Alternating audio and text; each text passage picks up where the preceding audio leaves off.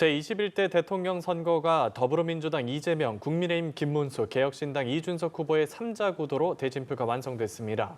공식 선거운동 첫날 후보들의 일정에 담긴 의무부터 선대위 상황까지 짚어보겠습니다. 이준우 국민의힘 대변인, 조현삼 민주당 선대위 부대변인 두 분과 이야기 나눠보겠습니다. 어서 오십시오. 네, 안녕하십니까. 22일간의 공식 선거운동이 시작이 됐습니다. 각 후보가 오늘 첫 유세를 시작했는데 장소가 일단 이재명 후보는 광화문 광장, 그다음에 김문수 후보는 서울 가락시장, 이준석 후보는 여수 국가산업단지에서 첫 유세를 시작했습니다. 이 장소마다 어떤 의미가 있는지 먼저 대변인님 말씀 부탁드릴게요. 각 후보가 각자 이제 중요하게 생각한 가치를 상징적으로 쉽게 보여주는 그런 장소를 아마 선택했을 겁니다. 네. 그 공간이 가지고 있는 서사를 이용해서 본인의 이미지를 손쉽게 전달하기 위해서죠.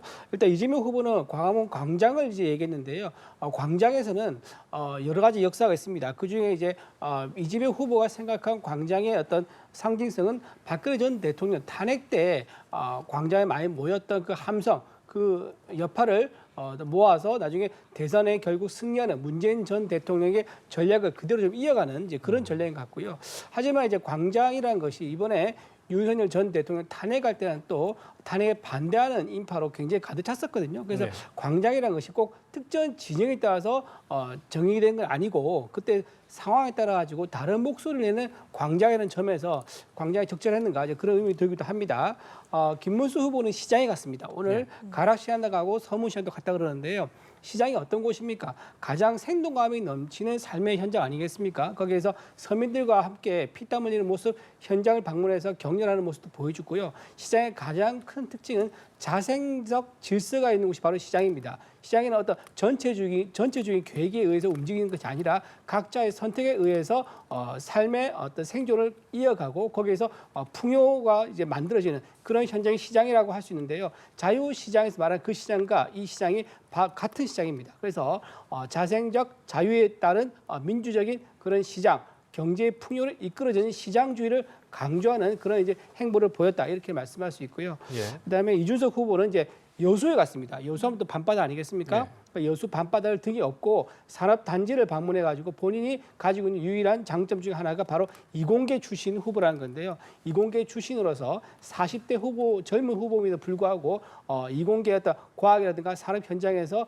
비전을 제시할 수 있는 모습, 그런 모습을 강조하기 위해서 여수 산업단지를 방문한 게 아닌가 생각됩니다. 알겠습니다. 지향하는 가치를 상징하는 공간이다 말씀 주셨고 조현삼 대변인님 생각은 어떠실까요?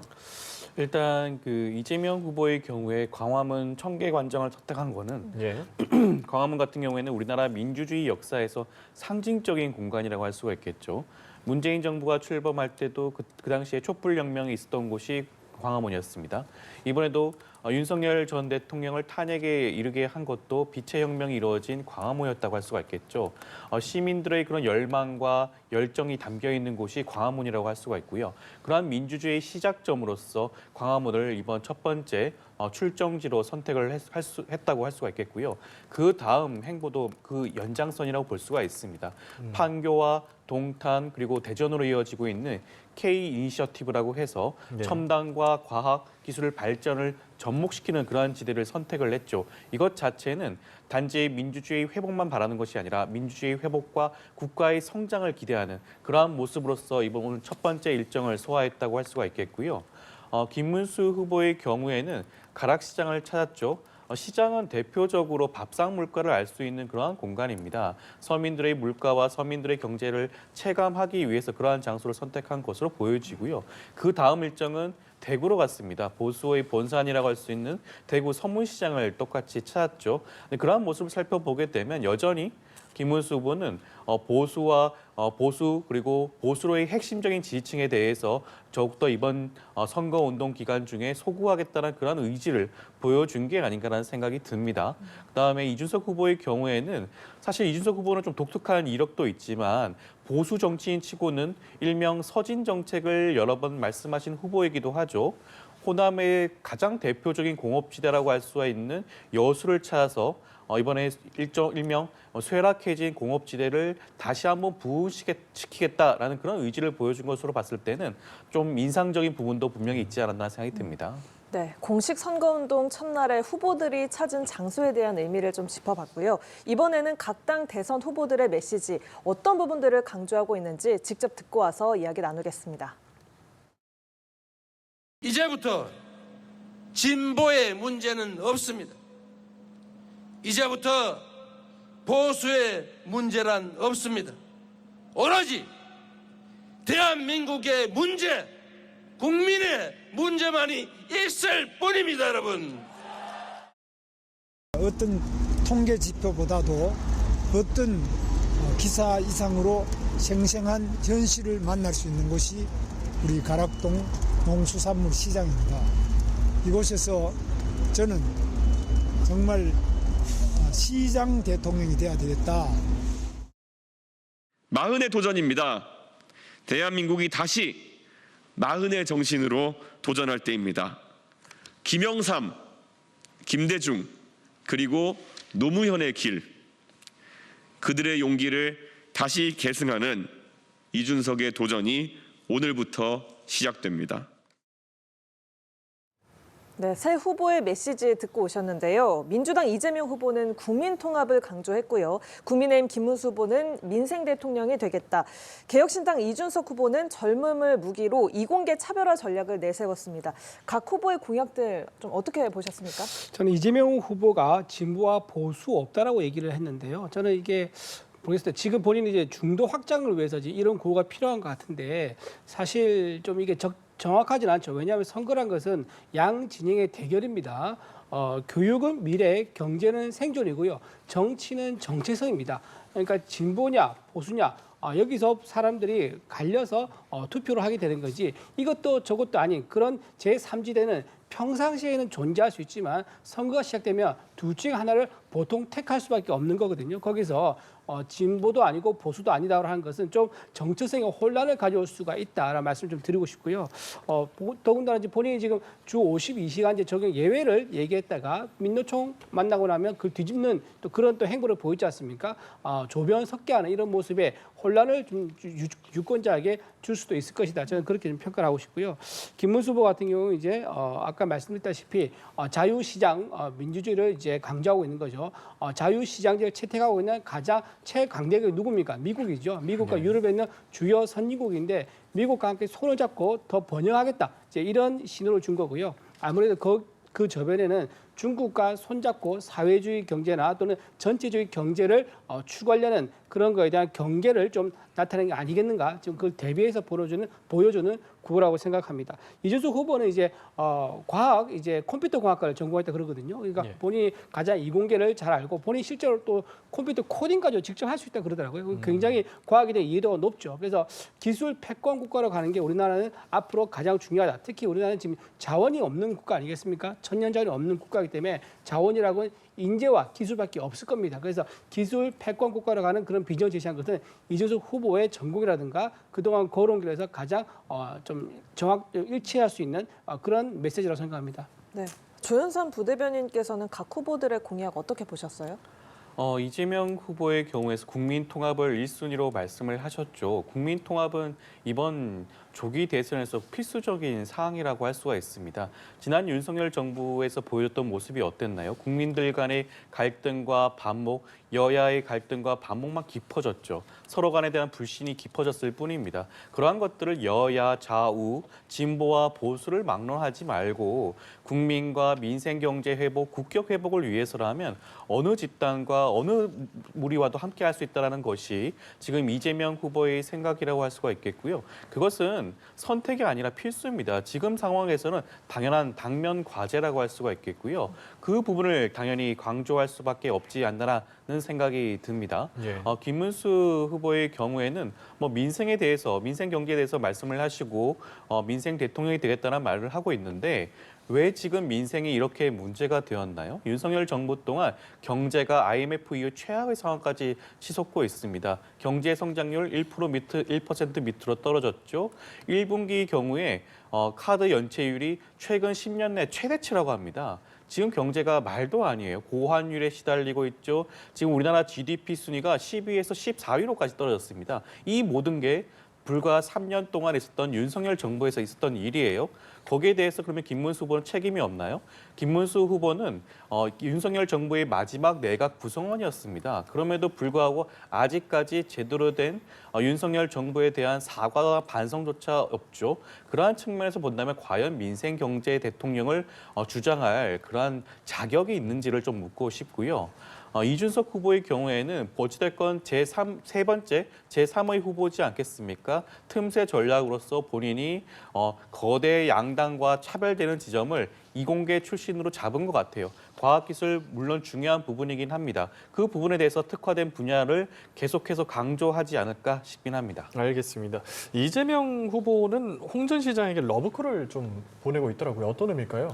그것이 이재명 후보가 생각하는 국민 통합의 모습 중에 하나라고 할 수가 있겠죠. 이번 선대위 구성을 살펴보게 되면 윤여준 전 장관이라든가 권오을 전 의원과 같은 보수 우파를 상징하는 분들이 선대위에 대거 합류했습니다. 윤여준 전 장관 같은 경우에는 상임 선대위원장으로 함께 하고 있을 정도이죠. 함께 선거 전략을 논의하고 있는 수준입니다. 그렇다고 한다면 이재명 후보가 바라는 것은 단지 진보라든가 진보 민주 진영에 국한된 것이 아니라 중도와 보수까지 아우를 수 있는 그러한 정책적인 연대와 모습을 보여주고 싶다는 것이라고 할 수가 있겠고요. 그 연장선에서 지금 홍준표 전 시장 같은 경우에 그러한 보수 진영에서도 불구하고 여러 가지 혁신적인 모습, 개혁적인 모습을 보여줬던 측면에서 이재명 후보가 이와 같은 정책을 함께 품고 나아갈 수 있다는 뜻을 보여준 게 아닌가 생각이 듭니다.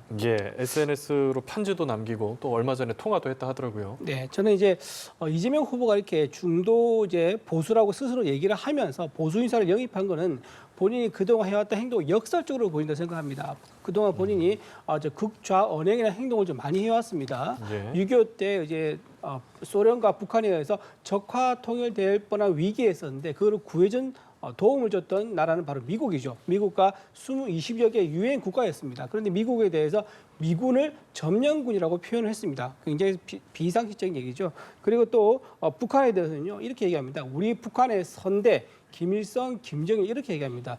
이분들이 우리 민족에 가져온 피해는 어떻습니까? 이산가족뿐만 아니라 얼마나 많은 또 죽음까지 있었습니까? 이제 그런 어떤 결과의 원흉이 되는 분들에 대해서 우리 선대라고 말을 하고 또 노력을 폄하하지 않아야 되게 얘기한 것은 굉장히 정체성의 의문이 든다. 그리고 실제로 경기도지사 시절에 북한에 대북 송금했지 않습니까?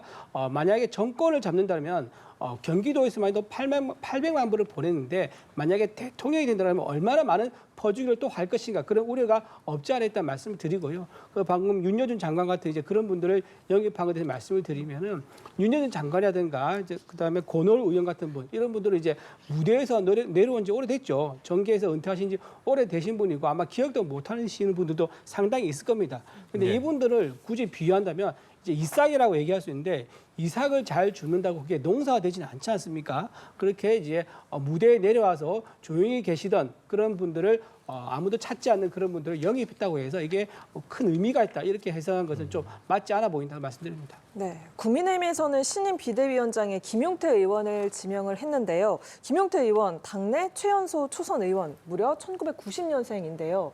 국민의힘에서는 다소 좀 파격적인 인사라고 할 수 있지 않습니까? 그렇죠. 이제 김문수 후보가 가지고 있는 장점도 많지만 약점도 있습니다. 김용태 의원이요? 그렇죠. 김문수 후보, 네, 예, 김문수 김문수 후보가 후보. 이제 그래서 예. 김용태를 이제 비대위원장에 있었다 그 말 하려고 그러는 예. 건데요. 김문수 후보가 가지고 있는 이제 약점 중에 하나가 나이가 좀 있다는 겁니다. 다른 이제 이재명보다 나이가 많죠 후보보다. 그런데 이제 김용태 의원이 이제 국민의힘에서 최연소 국회의원이거든요. 35입니다. 제가 34세 국회에서 보좌관을 달았고 예. 35에서도 보좌관이었어요. 그런데 김용태 의원은 34세 국회의원에 당선되고 35세 사실상 당 대표가 됐거든요. 굉장히 역동적인 당의 변화를 이제 보여주는 상징적인 일을 할 수 있죠. 그리고 또 하나 이분이 굉장히 좋은 장점이 뭐냐면 중수청을 전부 다 이분 한 명으로 다 포괄할 수가 있습니다. 중도층에 대한 확장성이 있죠. 이번에 탄핵 전국에 있었을 때 윤석열 정부에 대한 비판적인 전 대통령에 대한 비판적 입장을 계속 견지해왔고요. 수도권 지역구를 두고 있고 실제 본인이 청년입니다. 그래서 이제 중수청을 모두 한 사람에 의해서 다 상징적으로 보듬는 그런 효과가 있다는 면에서 가장 이제 김용태 의원이 비대위원장 된 거는 굉장히 의미가 있다. 그리고 마지막 하나 더 말씀드리면 예. 나중에 가면 결국은 단일화 얘기가 안 나올 수가 없을 겁니다. 특히 김문수 후보와 이재명 후보가 팽팽하게 접점을 벌린다 그러면 거기에 마지막 키면은 이준석 후보가 될 가능성이 높습니다. 이준석 후보가 어느 편에 손을 들어주냐에 따라서 당선자가 정해질 것 같은데 이준석 후보가 굉장히 가까운 사이입니다. 과거에 이제 이준석 후보가 국민의힘에서 당 대표를 하던 시절에 김용태 비대위원장이 최고위원을 했었거든요. 그리고 사적으로도 굉장히 이제 서로 신뢰가 있는 관계고 그러다 보니까 김용태 의원이 비대위원장을 맡고 있으면 나중에 단일화할 때 질에 따라서 훌륭한 역할을 할 수 있지 않을까 그런 포석도 깔려 있다고 생각합니다. 네, 김문수 후보의 약점, 고령 리스크를 좀 상쇄시킬 수 있는 인사다라고 말씀을 하셨는데 어떻게 생각하세요? 김용태 의원 같은 경우는 앞서 말씀하신 것처럼 그런 이미지가 분명히 있죠. 국민의힘 내부에서는 쇄신파 정치인으로서 손꼽을 만한 그런 분위기도 합니다. 그런 측면에서 김문수 후보가 비대위원장으로 낙점을 한 것이 아닌가라는 생각이 들기도 하고요. 실제로 김용태 비대위원장 같은 경우에는 오늘 선대위 회의에서 이번 비상계엄과 탄핵에 반대한 입장에 대해서 사과하는 발언도 했죠. 이 모든 것을 어떻게 보면 국민의힘이 정상화로 가는 과정의 하나의 중요한 이정표가 될 수도 있는 그러한 부분이긴 합니다. 그렇지만 저는 우려되는 부분은 김용태 의원이라고 하더라도 과거 최상병 수사 외압 사건이라든가 각종 특검에서 반대표를 던졌던 분이기도 해요. 사실상 윤석열 정부의 이런 폭주에 대해서 제대로 된 견제 역할을 하지 못한 그러한 이력이 있는 그런 의원이기도 합니다. 그러한 측면에서 본인이 과거에 했던 행동과 결정에 대해서 어떠한 입장을 견지하고 있는 것인지도 중요한 입장 포인트라고도 할 수가 있을 것이고요. 예. 또 하나 우려되는 지점은 사실 이번 비대위원장은 짧은 기간이라고 생각을 하셔야 돼요. 22일밖에 안 되는 대선 공식 선거 운동 기간을 책임지는 그런 중요한 역할이라고 할 수가 있겠는데 쇄신파 정치인으로 불리는 김용태 의원을 비대위원장으로 앉힌 다음에 사실상 선거 이후에 발생할 수 있는 각종 선거 책임론의 그런 책임을 뒤집어 씌울 수 있는 그러한 역할로 쓰이는 게 아닌가라는 그런 우려도 현재로서는 할 수가 있을 것 같습니다. 그렇게 한다면 국민의힘 입장에서는 소중한 자산이라고 할 수 있는 젊은 국회의원을 잃을 수도 있는 분위기이기 때문에 그 부분도 아마 좀 우려해야 되지 않을까 하는 생각이 듭니다. 알겠습니다. 하나만 더 짧게 여쭤볼게요. 한덕수 전 총리가 선대위원장을 고사한 걸로 알려졌는데 어떤 마음이었을까요? 지금 고사한 건 확정적인 것은 아니고요. 이제 예. 정대철 이제 헌정 회장과 통화를 하다가 거기서 좀 나는 좀 생각해봐야겠다 이제 이런 식으로 얘기를 한 게 이제 언론에 예. 보도되면서 확정적으로 마치 이제 사양한 것처럼 이렇게 보도가 되는데 그렇군요. 이제 개인적인 통화에서 자기 이제 어떤 현재의 감정이라든가 이런 걸 얘기한 거 이걸 가지고 확정됐다고 말하기 어렵죠. 본인이 뭐 기자회견 했다든가 공식적으로 뭐 공지를 했다든가 이러면 이제 입장이 정해지는 건데 아직 그런 단계는 아니다라고 말씀드리고요. 또 한덕수 후보가 그동안 일관되게 해왔던 얘기가 단일화가 반드시 필요하다. 지금 이재명 후보의 정권 창출은 대한민국 역사를 퇴보시킨 일이라고 분명히 말을 해왔기 때문에 아마도 이번 이제 대선에서 빅텐트의 중요한 역할을 피할 수는 없어 보입니다. 그래서 네. 김문수 후보와 한덕수 전 후보 그리고 이준석 후보 이 삼축을 한 빅텐트가 튼튼하게 지어지려고 그러면 한덕수 후보 먼저 반드시 우리 대선에 선대위에 합류를 해야 되고요. 저는 김문수 후보가 삼고초를 해서라도 아마 한덕수 후보를 모셔오지 않을까 그렇게 생각합니다. 알겠습니다. 말씀대로라면 아직 확정된 건 아니고 그런데 이제 7인 공동선대위원장 체제로 선거전이 시작은 됐거든요. 그러면 이제 한덕수 전 총리가 뭔가 하나 역할 추후에라도 좀 할 거라고 예상하시는지요? 글쎄요. 지금 단계에서는 장담할 수가 없는 부분이긴 한데 예. 한덕수 전 후보의 경우에는 당연하게도 후보 간의 경쟁이 있지 않았겠습니까? 어떤 분이 국민의힘 최종 후보로 나올지에 대한 그런 경쟁이 있었던 그런 관계에서 최종 후보로 김문수 후보가 결정되고 난 다음에 만난 자리에서는 당연하게도 김문수 후보가 선대위원장 자리를 제안할 것이라는 것은 누구나 예상할 수 있었습니다. 그럼에도 불구하고 그 자리에서 확답을 하지 않았죠. 지금 이 순간까지도 그 자리에 대한 확답을 하지 않고 있습니다. 그렇다고 한다면 사실상 선대위원장 자리가 내키지 않는다는 말에 버금간다고 생각이 들고요. 설사 선대위원장 자리를 맡는다고 하더라도 그것은 단지 물리적인 결합에 불과하고 화학적인 결합은 아니지 않을까라는 생각이 듭니다. 예, 제가 잠깐 짧게만 좀 저희가 시간이 많지가 않아서요. 이거 좀 네. 짧게 좀 여쭤보고 지나가겠습니다. 자, 개혁신당 이준석 후보 오늘 발언까지 좀 살펴보면요. 이준석 후보와 이재명 후보의 1대1 대결장이 될 거다. 탄핵 반대파와 손잡지 않겠다라면서 김문수 후보와의 단일화가 불가능하다고 일축했거든요. 어떻게 될 거라고 보세요? 한 30초 정도 짧게 부탁드립니다. 저는 지금 이제 오늘 김용태 이제 비대위원장 메시지를 냈습니다. 과거 이제 계엄이라든가 탄핵에 대해서 사과하는 입장을 냈는데 이건 김용태 의원 개인 입장이 아니고 비대위원장으로서 낸 입장입니다. 그래서 아마 내일쯤 되면 조만간 김문수 후보가 이거를 좀 수용하는 그런 입장을 내면서 기존과 다른 전향적인 모습을 아마 보여줄 거다. 그렇다면 이준석 후보가 판단이 달라지지 않겠느냐라고 생각하고요. 제가 짧게 말씀드리면 네. 아까 김문수 후보가 고령이라고 말씀하셨는데 이건 시청자가 오해할까 봐서 말씀을 드리는데요. 과거 김대중 전 대통령이 출마해서 당선됐을 때보다 지금 김문수 후보가 출마한 게 4살 더 어립니다. 예. 그래서 예. 고령은 아니라는 거 말씀 좀 예. 드리겠습니다. 알겠습니다. 자, 이준석 후보의 단일화 불가능하다고 일축한 거 어떻게 들으셨어요? 글쎄요. 일단은 끝까지 한번 지켜봐야 될 부분이긴 하죠. 과연 이준석 후보가 완주를 할 수 있을 것인지가 현재로서 좀 의문인 부분도 분명히 있습니다. 대선은 굉장히 많은 돈과 조직력이 들 수밖에 없는 선거예요. 15%, 10% 이 정도 이상을 득표하지 못하면 선거 자금을 보전받지 못하는 그런 부분도 있습니다. 그렇기 때문에 과연 이준석 후보가 이런 불리한 사정을 딛고 끝까지 완주할 수 있을 것인가? 끊임없이 국민의힘 측에서는 빅텐트 단일화 요구를 할 수밖에 없을 것입니다. 그것을 이겨낼지를 지켜봐야 되지 않을까 싶습니다. 예, 알겠습니다. 공식 선거운동 첫날 이야기 이준우 국민의힘 대변인, 조현삼 민주당 선대위 부대변인 두 분과 함께했습니다. 오늘 말씀 고맙습니다. 고맙습니다. 고맙습니다.